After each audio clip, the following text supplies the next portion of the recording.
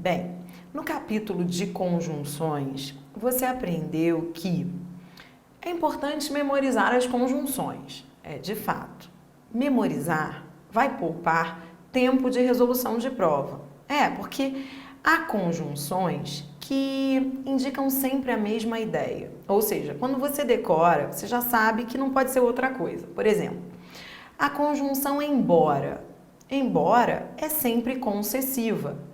Então vale a pena decorar isso, né? Porque se aparecer a conjunção embora, você não precisa perder tempo, não é? Pensando se embora pode ser causal, explicativa. Não, você já sabe que ela é concessiva. O conquanto, você aprendeu que conquanto também é uma conjunção que é sempre concessiva. Bom, então é importante memorizar? Mas é importante entender. Conjunções é assunto que é um divisor de águas em língua portuguesa nas provas de concursos públicos. De fato. O que ocorreu é que quando esse tópico começou a vir muito nas provas, muito nas bancas, o português deixou de ser aquela simples memorização do passado. E aí é que começou a se aplicar de fato a língua portuguesa na vida, nos textos. Por quê? Porque quando o aluno entende a importância das conjunções, ele, quando aprende a usar as conjunções, o sentido delas, ele fala melhor, ele escreve melhor. Então, eu digo mesmo que esse tópico foi um divisor de águas em língua portuguesa, porque veio trazer aquilo que nós, profissionais da língua, sempre sonhamos em ver, que é a aplicabilidade da língua portuguesa na vida de todos. Você está aí estudando português não só para passar no concurso, mas para se sentir mais confiante, para falar e escrever, não é mesmo? Então, é um assunto que vai ajudar você bastante nesse sentido. Então, é importante entender e não apenas decorar. E entendendo, você vai saber usar as conjunções. Mas existe um outro lado desse tópico que aí é explorado muito pelas bancas, num sentido mais maldoso, eu diria, que há conjunções que podem ter mais de uma classificação. E isso você viu também aqui no livro. Um E, por exemplo, ele pode ter uma ideia de adição. Se eu digo acordou e tomou banho, esse E tem um valor aditivo, soma duas informações. Ele pode ter um valor adversativo. Por exemplo, se eu digo esforçou-se e não logrou êxito, esse E tem valor adversativo, valor de oposição. Então essa acaba sendo a notícia ruim, né? Porque uma conjunção pode ter mais de uma classificação. E ocorre também de a conjunção.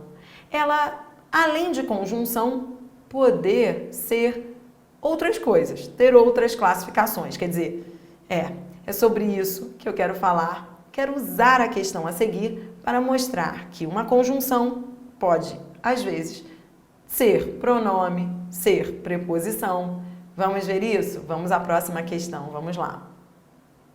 A questão é uma questão também elaborada para um concurso de fiscalização, uma questão muito recorrente, muito comum nas provas. É certo que, então são dois quês, o que de é certo o que e o que vem depois, que é tais mudanças inevitavelmente terão que abranger. Então, entenda, a banca quer o seguinte: no trecho acima, as ocorrências da palavra que classificam-se respectivamente como. Então, veja, é aquilo de que eu falei há pouco. Uma conjunção, ela pode, em outra frase, não ser nem conjunção. Então, assim como você tem conjunções que podem trazer mais de uma ideia, você tem também vocábulos que podem ser pronomes, conjunções, preposições. E esse é o grande desafio da língua portuguesa. Estudar os assuntos separadamente é fácil. Misturar é que é o grande desafio. Aqui, essa questão faz isso. O primeiro que você viu na teoria comigo é o que inicia uma oração substantiva. É o que integra a oração substantiva. Mas como saber que esse que integra a oração substantiva. Ou seja, qual é a maneira mais rápida de saber que esse que está iniciando uma oração substantiva? É fácil. Você vai trocar a oração que ele inicia por um substantivo. Ou trocar pelo pronome substantivo isto. Então, veja, eu tenho esse que aí e eu vou trocar a oração que vem depois dele ou por um substantivo ou por um pronome substantivo que eu escolhi, é o pronome isto. Veja se não vai fazer sentido. Veja, é certo isto. Quando você substitui o que e a oração que ele inicia por isto, você entende que essa oração é uma oração substantiva. E aí você tem a certeza de que esse que é uma conjunção integrante. Integrante por quê? Porque integra uma oração substantiva, uma oração que vale por um substantivo. Isso não ocorre com o outro que da frase. Por quê? Porque, veja, o segundo que, ele está unindo verbos em uma locução verbal. Esse que está unindo o primeiro verbo, que é o verbo auxiliar, terão, ao segundo verbo, que é o verbo principal, abranger. Ele aqui funciona como uma preposição. Esse que é a chamada preposição acidental. Mas por que preposição acidental? Então, vamos lá. Preposição acidental, e a banca aí só colocou na letra B preposição, quer dizer, ela nem precisa dizer que é preposição acidental, mas é uma preposição acidental. Por quê?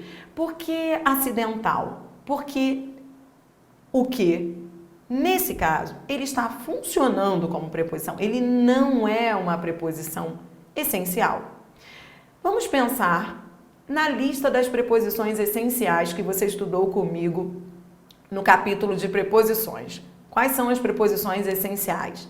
A, ante, até, após, com, contra, de, desde, não é assim?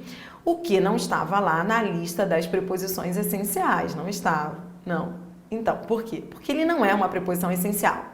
Mas, nesta frase, ele funcionou como uma preposição aqui. Então, ele é uma preposição acidental, por acidente, e não por essência, preposição. Você entendeu? Agora, como saber que esse que é preposição? É só trocá-lo por outra preposição. Eu não poderia dizer aí terão de abranger? Eu poderia dizer terão de abranger. Quando eu troco esse que por de, eu tenho a certeza de que ele é, de fato, aí uma preposição.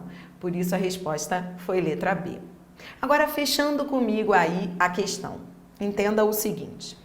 Quando é que o que será conjunção integrante? Ele será conjunção integrante quando iniciar uma oração substantiva. E o conselho é que você troque essa oração substantiva por qualquer substantivo ou por um pronome substantivo qualquer. Pode ser o pronome isto.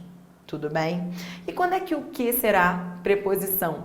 Será preposição na estrutura de verbo auxiliar, seguido de verbo no infinitivo. Essa é a dica. É muito comum no dia a dia. Você fala assim, olha, eu tenho que estudar, não fala? Eu tenho que estudar, eu tenho que dormir. Em todos esses casos, o que é preposição, porque eles estão unindo esses verbos. O verbo auxiliar ter, né? E o verbo no infinitivo. É sempre assim, ter mais infinitivo, tá bom? E você sabe que nesses casos em que ele é preposição acidental, ele pode ser trocado por de e que usar a preposição de é até a maneira mais formal de se falar. Quer dizer, o que é mais formal? O mais formal é dizer eu tenho de estudar. As duas formas estão corretas. Só que eu tenho que estudar é mais coloquial e eu tenho de estudar é mais formal, inclusive. Tudo bem? Então fica aí a dica para você. Eu já volto com mais questões. Até já!